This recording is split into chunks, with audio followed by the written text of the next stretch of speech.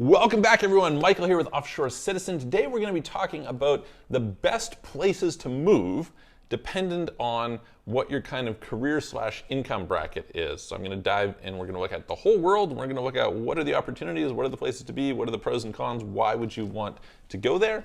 And I'm going to give you kind of my finalists depending on who you are and what your situation is, whether you're an employee who's looking to get ahead, bring a family, etc., to somebody who is completely location independent and earning 8 figures a year. We're going to cover them all and in this episode. So before we get started, if you haven't already, obliterate the subscribe button, the notification bell, click the like button.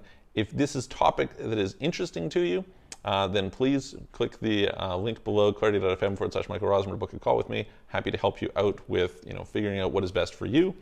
And also, if you're interested in residencies, citizenships, tax planning, asset protection, company formations, bank accounts, etc., reach out to us. All right, diving in. So what I'm going to do is I'm going to start here with basically based on income, from kind of lower income right up to higher income, okay? I'm going to look at what are your situations in terms of, hey, listen, I'm somebody who has a family or doesn't have a family. I'm somebody who is location independent or is not location independent. And we're going to go through it.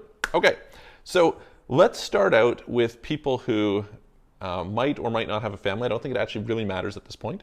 But are people who are maybe not location independent, but have job opportunities that realistically could be in a bunch of different places. Okay, so but you're a job like income earner.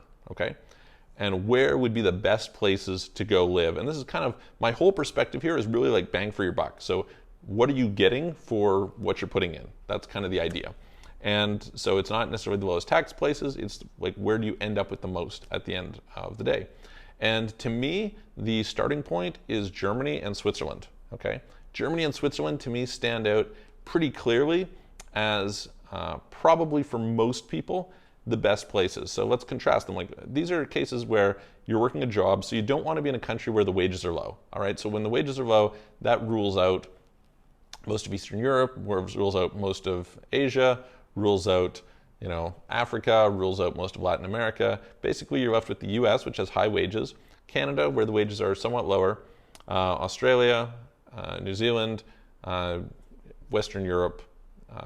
There's a few places in Japan or in Asia, but I think that they kind of go out with, to me, Canada, what you get compared to the loss in wages in the US, kind of the upside of what you get, isn't worth it. I don't think that it's really the best scenario for most people to go to. Although that being said, if you have a family, it might be better than the US just because of the social safety net, in particular when it comes to healthcare and education being somewhat better. So that would be kind of a trade-off. I think that Australia and New Zealand are decent places, but kind of similar. Okay, so the problem is that the cost of living is higher, the wages are not higher proportionally, and so yeah, not so great.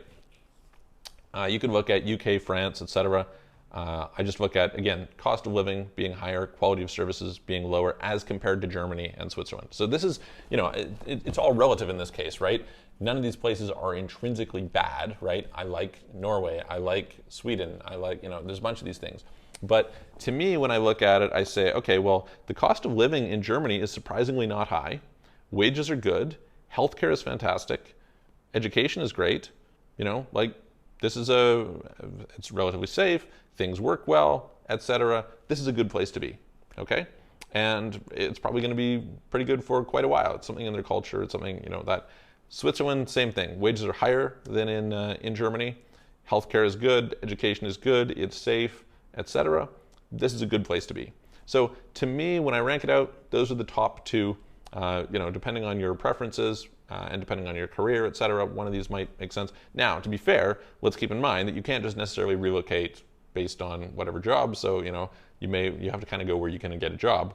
But that being said, these are places that I would put pretty high up on the list if I was moving from a country. And maybe it doesn't make sense to move from Sweden to Germany or something, right? But if you're moving from, say, Eastern Europe, it might make a lot of sense, right? Okay. Now, what if we flip this around and we say, okay, well, you're location independent. You could work from wherever. And you're in that situation. So this would be like an example of a coder, somebody like that. I think that probably in that situation, you have to kind of bear in mind a few different things. Oh, by the way, before I go on to that, let's go back, because you could go to Dubai, to the Middle East. So if you have trouble getting a job, probably the better place to save is in the Middle East if you can get a job. So the wages are probably going to be higher than in Germany and in Switzerland, probably. You're not certainly going to have the social safety net, but it's like a place that you can kind of be building. So if you didn't have a family, in particular, I would say, being there is like you can just save, you can get ahead, and that can be a stepping stone to somewhere new. Now, interestingly, they just opened up that they're going to be allowing citizenship for people there, so that's a really new thing, and we'll see how that changes it. But very interesting. Okay, moving on. As I said, say you're a coder. Well, if I'm a coder, what am I thinking? I can work from anywhere. I can work for international companies. I want to be in a place where my cost of living is fairly cheap. Okay, I'm probably looking for a low cost of living, high quality of life, good access to whatever. Now, let's assume that I don't have a family. But I think that if you do have a family, this option would be pretty good in general, which is I think that Malaysia is probably one of the top places to be. When you go to Malaysia, what are you looking at? Very good healthcare, low taxes, although the tax benefits of being there will be marginal if you're in that situation. So you'd want to structure yourself so that that income would be not so affected. And you're going to be in a situation where the quality of life is quite good, there's a lot to do, the weather is good, etc. Now, if you're not going to go with that, then I would say you probably want to be up in somewhere in Eastern Europe where you're low taxes. Now, I would say that probably leads to some place like Bulgaria. So Bulgaria, what's the appeal of Bulgaria? The appeal of Bulgaria is the cost of living is low, it's the lowest in the EU, and the taxes are very low, and the socials are very low. So what you keep is actually quite high. Now, the downside of Bulgaria is you're in a situation where the healthcare is not very good, right? I certainly wouldn't want to be sitting there saying, okay, great, I'm relying on the education system. I think the education system is not very good. And you know, the option of things to do, the weather is, you know, more marginal, right? But you have access to Europe. So that gives you, you know, quite an array of possibilities that are pretty good. So that would be, I think, one place that is pretty attractive. Now, kind of the other place that maybe would be competitive there is to look at some of the Southern European countries. We'll get into them a little bit more in a minute, but this is Portugal, this is Malta, this is Cyprus. Kind of these three might be worth playing around with. Not too expensive, right? Again, you're not reliant on the local income, so that's not so bad. You can get favorable taxes, that's good. The services are not amazing, but you have good weather, that's great. And so these are, you know, quality of life places, I think, that you gain some decent benefits. So what kind of people would I be suggesting for those places? I would be suggesting people who are online marketers, okay? You know, thinking like copywriters, media buyers, things like this, or coders. That's kind of like that space. Again, I think that if I was looking at raising a family, I would rather be in some place in Malaysia, but, you know, to each their own. And you may say, depending on the significance of the family factor, you may say, okay, well, it's actually worth it for me to relocate to a place like Germany, like Switzerland, etc. Okay, so those are there. All right, well, let's move from there into, let's say that you're kind of a business owner, right? So small business owner earning a decent amount of money, but not a huge amount of money, okay?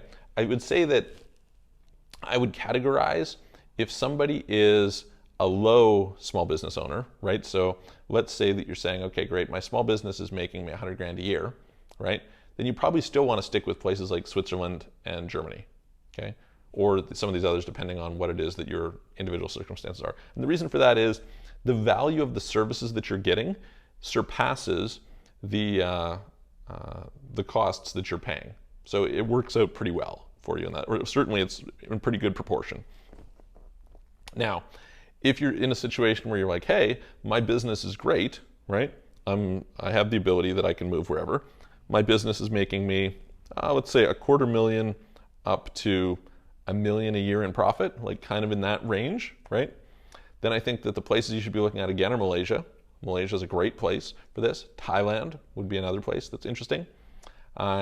You might be looking at Portugal in this case. It's more marginal. I would say generally I'm less bullish on that.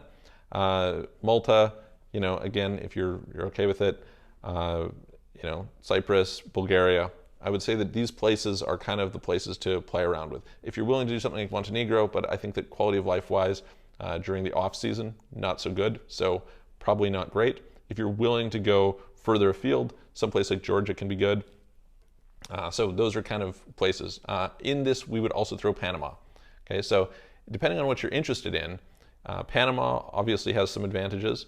Now, if you're wanting to not be legal, then you can look at some other places in there, but we're assuming that you're going for legality here, right? Then you could also, if it's, again, in your wheelhouse of what you're looking at, you could look at some other parts of South America. Okay, so there's favorable regimes in Uruguay, Paraguay, Chile. I would say that generally speaking, just because of the remoteness, just because of factors like this, I wouldn't opt for those. But there's something that are worth considering and looking at. Now we come to people who are $1 million plus in profit. Okay, where would you want to be in that situation? I think at this point in time you're looking at possibly UAE. So UAE starts to really make sense when you're a very high income earner. Okay, if you're in the like 300,000 a year range, the benefits of it I think are less. Cost of living tends to be higher.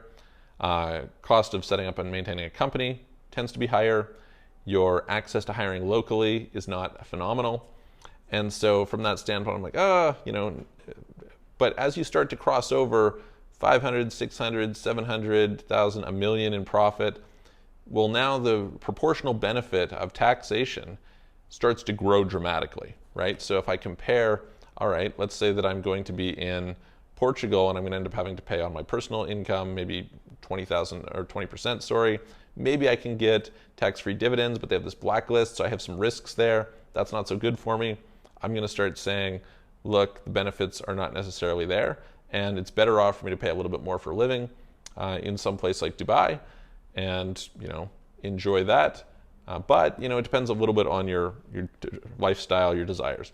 I still think for that group, Malaysia, fantastic place.